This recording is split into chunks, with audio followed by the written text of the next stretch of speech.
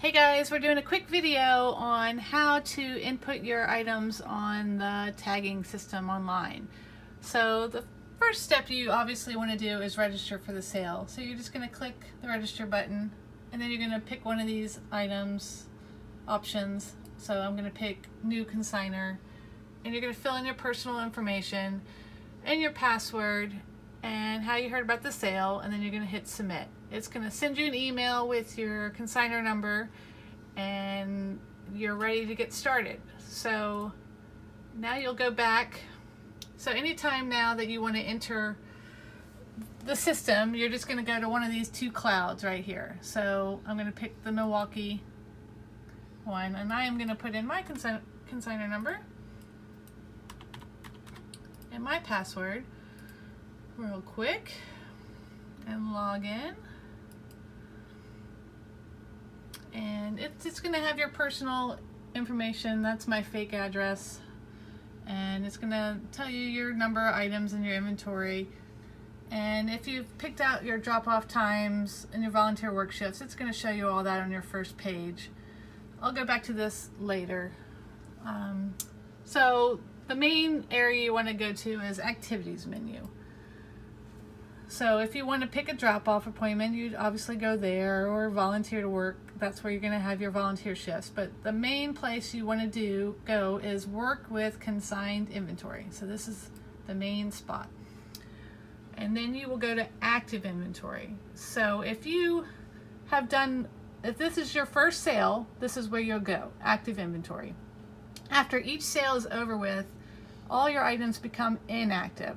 So if you've already done one sale, you want to go into the inactive inventory and then activate things that you're bringing to this current sale before you enter any new items. So you would just go to active inventory. You can do it on your phone or your PC or your laptop. You can also do it with your voice on your phone or your laptop as well. Since I'm on my computer, I'm just going to hit this version. And this screen is where you do all your work. So it's got some pull down menus. So the first one is a category. You're going to pick, clothing girls, clothing boys, or hats, or whatever you're bringing. So that's got all the categories. So I'm going to pick clothing boys. Then over here you're going to pick your size. So you have 0 to 3 months. Then you'll see some other sizes for like shoes. These are bigger, size 12, 14, 16, or 18 months. This is big size 18, 20. So you just pick one of those sizes. So I'm going to pick 12 months.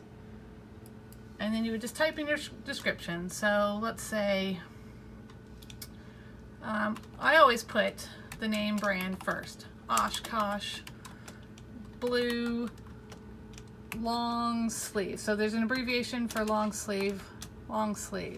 So then I'm going to say butterflies, if the shirt had butterflies on it, or if it had some kind of wording on it, you could put that on there. Just be as descriptive as you can, but I always put that the brand name first if you can.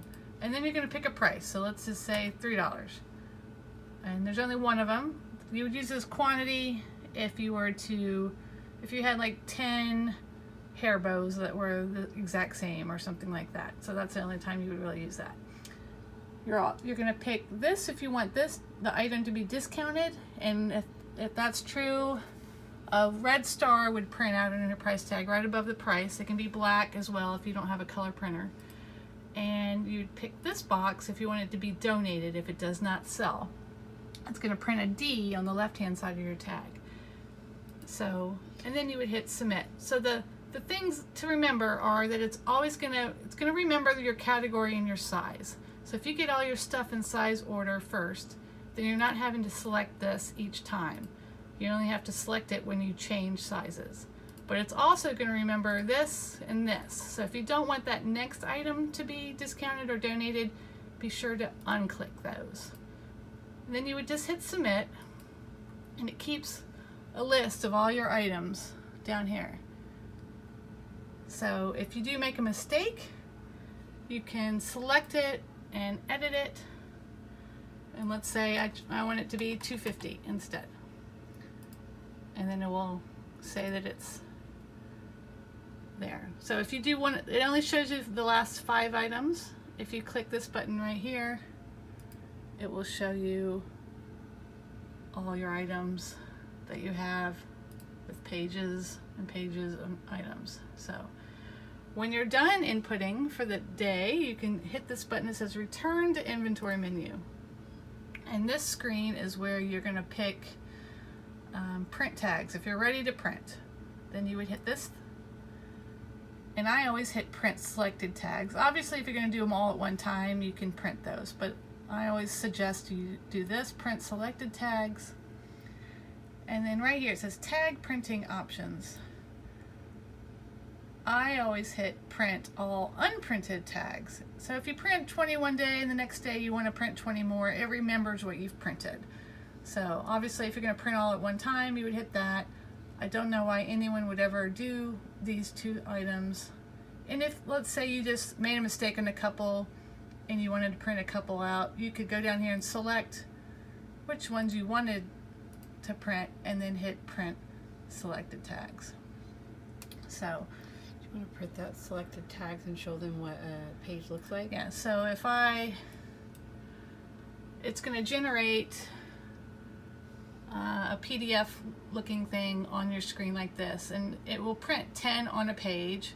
So normally it will have 10 on here, but I just picked those last 3.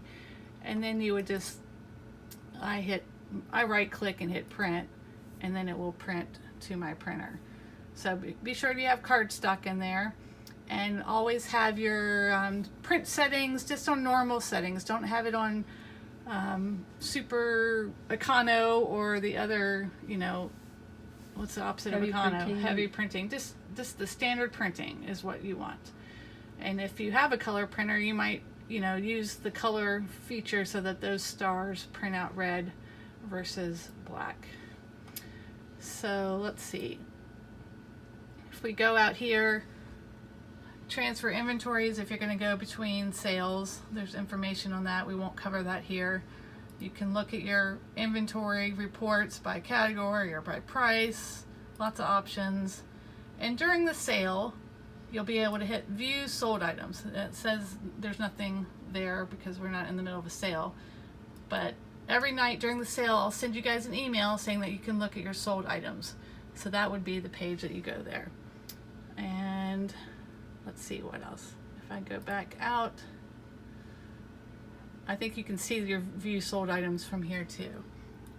It's still going to say that same thing, but at the very end of the sale, after the sale is totally complete and I've sent an email out, I'll tell you that your seller report is available, and that's going to have your updated consignor percentages on there.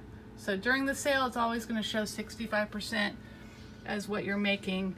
If you work a couple shifts, at the very end, it's going to reflect that in your seller report, and you also will be able to see what you donated. So that's at the very end of the sale. So that should be the main things you should know.